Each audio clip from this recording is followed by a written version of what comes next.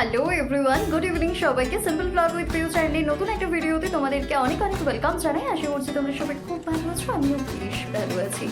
তো আজকে মোটামুটিভাবে ঘড়ির কাঁটা বলছে সন্ধ্যে 8:30। তো আমি অফিস থেকে ফিরলাম জাস্ট কিছুক্ষণ আগে। তো সামনে আমাদের রক্ষাকালী পুজো হচ্ছে আজকে তারার মধ্যে, সেখানে যাব। তো ভাবলাম এখনই একটা ব্লগ স্টার্ট করা যাক না কেন, তোমাদের সাথে শেয়ার করবো বলে সেই জন্য ব্লগটা স্টার্ট করে দিলাম। তো আমার এই ব্লগটা দেখতে থাকো, আশা করছি ভালো লাগবে। আর চারিদিকে এত গান বাজছে না, আমি জানি না কতটা কি সাউন্ড দিতে পারবো না পারবো। তো তোমরা প্লিজ একটু অ্যাডজাস্ট করে নিও। গান তো দিতে পারবো না, জানো কপিরাইট করে যাবে বলে। তো আমাকে একটু ভিডিওটা আমি যেটা করছি প্লিজ তোমরা একটু দেখো, ধৈর্য ধরে নেট খরচা করে, যেরকম বলে থাকে অ্যাজ ইউজুয়াল তোমাদেরকে আমি প্রত্যেকটা ভিডিওতে। তো একটু দেখো ভিডিওটা। তো চলো যাওয়া যাক। মা ওখান থেকে আবার ডাকছে আমাকে। মা বলছে আমি আজকে ভিডিওতে আসবো না, কারণ মা আজকে কোনো রকম কিছু সাজগোজ করেনি। এত গরম, রীতিমতো ঘামছি, দেখো আমি, এত গরম পড়েছে। তো মা ওই কারণের জন্য বলছে যে আমি কোনো সাজগোজ করিনি, আমি তোর ক্যামেরার সামনে আজকে আসবো না। এমন ঠিক আছে, কি বলবো আর। কত করে বললাম মা একটু শাড়ি পরো, একটু সাজুগুজু করো, দাও আমি সাজুগুজু করিয়ে দিচ্ছি। করবেন না উনি, ওনার গরম হচ্ছে। যাই হোক, মায়ের কমফোর্টেবল যেটা মনে হবে মা সেটা করুক, অসুবিধে নেই। তো চলো আমরা বেরোই, আর বেশি বকবক করবো না।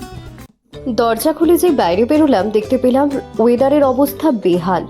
কি বলবো, মনে হচ্ছে যেন এক্ষুনি বৃষ্টি চলে আসবে। যাই হোক, ওই দেখো পুকুরের ওই পাশটা করে যে ছোট আলু দেখতে পাচ্ছ, ওইখানটাতেই পুজোটা হচ্ছে। বলতে গেলে পুকুরের এপার আর ওপার। ওই দেখো, এই জায়গাটা থেকে আরো বেশি স্পষ্ট দেখা যায় মন্দিরটা। তো চলো এই রাস্তাটা ধরেই যাব। আর এখন থেকে ওয়েদারের অবস্থাটা এতটা খারাপ যে বুঝতেই পারছি পরে কি হবে ওখানে গিয়ে। তো চলো যাই। প্রথমে না আমরা মন্দিরে যাব না, প্রথমে আমরা যাব দোকানে মিষ্টি কেনার জন্য। তো পুজো দিয়ে তারপরে মানে পুজো দেবার জন্য মিষ্টিটা কিনবো, তারপরে তোমাদের সাথে বাকিটা শেয়ার করছি।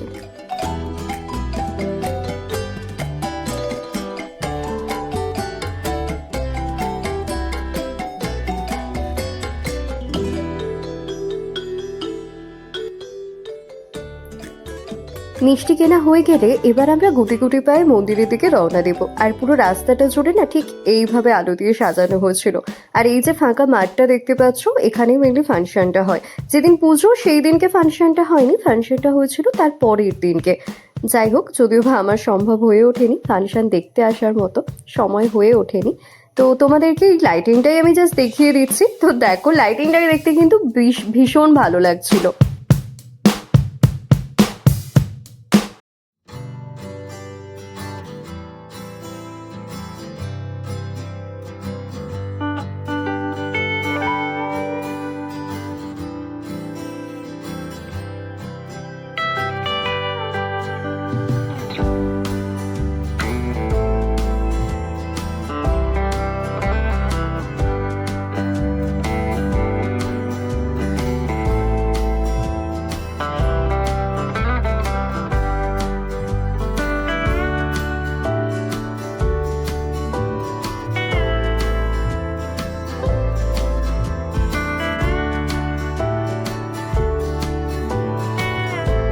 তো তোমরা দেখতেই পেলে গুটি গুটি পায়ে মা আর আমি পৌঁছে গেছি কিন্তু মা কালীর বেদিতে। তো পরে আমি তোমাদেরকে মা কালীর বেদিটা দেখাচ্ছি। প্রথমে দেখিয়ে দিই আমাদের পাড়ার যে শিব মন্দিরটা রয়েছে, এটাই হচ্ছে আমাদের পাড়ার শিব মন্দির। যখন শিবরাত্রি হয় তখন এই মন্দিরেই সবাই বাবা শিবের মাথায় জল ঢালতে আসে। আর তার পাশে রয়েছে এই যে হনুমানজির ছোট্ট মন্দিরটা, যেটা নতুন হয়েছে। আর এখানে দেখো এই যে গণেশজির যে মূর্তিটা রয়েছে, এটা কত সুন্দর লাগছিল ফোয়ারার মাঝখানে।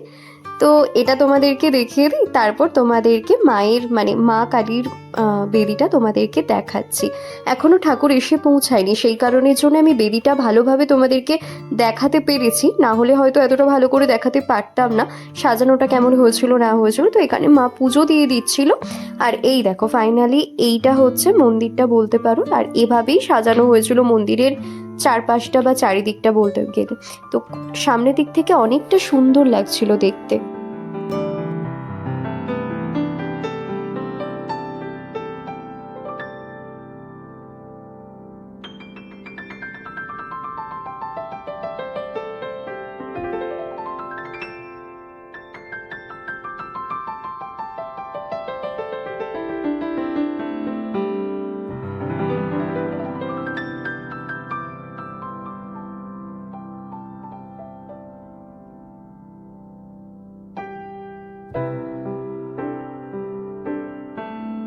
মন্দিরে গিয়ে জানতে পারলাম ঠাকুর সবাই আনতে গেছে, এখনো মা এসে পৌঁছয়নি।